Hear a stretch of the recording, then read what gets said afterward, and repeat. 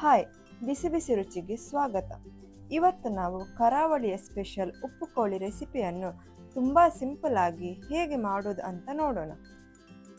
ಇಲ್ಲಿ ನಾನು 700 gram chicken ಅನ್ನು ತೆಗೆದುಕೊಂಡಿದ್ದೇನೆ.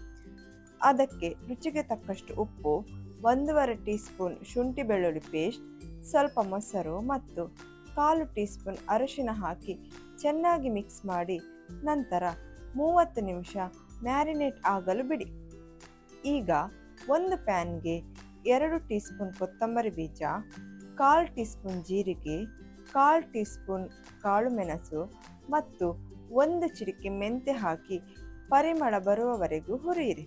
ಪ್ಯಾನಿಗೆ 1 ಟೀ ಸ್ಪೂನ್ ಎಣ್ಣೆಯನ್ನು ಹಾಕಿ 2 ಚಕ್ಕೆ ತುಂಡು, 1 ಚಕ್ರ ಮೊಗ್ಗು, 4 ಲವಂಗ ಮತ್ತು 1 ಟೀ ಸ್ಪೂನ್ ಸೋಂಪು ಹಾಕಿ ಸ್ವಲ್ಪ ಹುರಿಯಿರಿ.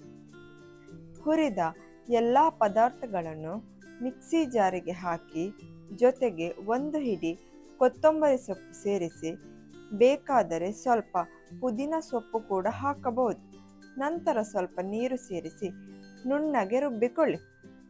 ಈಗ ಒಂದು ಪ್ಯಾನ್ಗೆ 2 ಟೀ ಸ್ಪೂನ್ ಎಣ್ಣೆ ಹಾಕಿ ಕರಿಬೇವಿನ ಸೊಪ್ಪು, ಸ್ವಲ್ಪ ತುಪ್ಪ ಮತ್ತು 1 ಹಸಿಮೆಣಸಿನಕಾಯಿ ಹಾಕಿ ಹುರಿಯಿರಿ.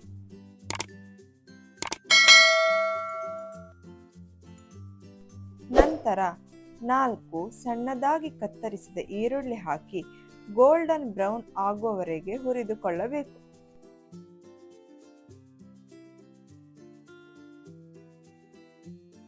ಎರಡು ಕತ್ತರಿಸಿದ ಟೊಮ್ಯಾಟೊ ಮತ್ತು ರುಚಿಗೆ ತಕ್ಕಷ್ಟು ಉಪ್ಪು ಹಾಕಿ ಚೆನ್ನಾಗಿ ಬೇಯಿಸಿಕೊಳ್ಳಬೇಕು.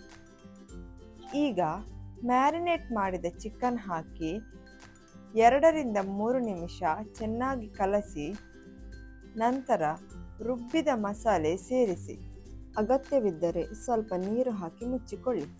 ಚಿಕನ್ ಚೆನ್ನಾಗಿ ಬೇಯುವವರೆಗೂ ಬೇಯಿಸಿಕೊಳ್ಳಿ.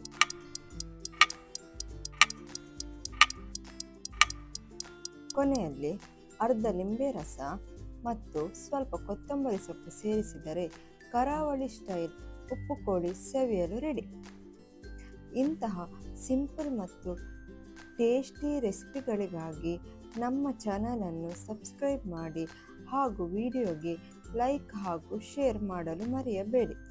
ಮತ್ತೆ ಇನ್ನೊಂದು ಹೊಸ ರೆಸಿಪಿಗಳೊಂದಿಗೆ ಭೇಟಿಯಾಗೋಣ. ಧನ್ಯವಾದಗಳು.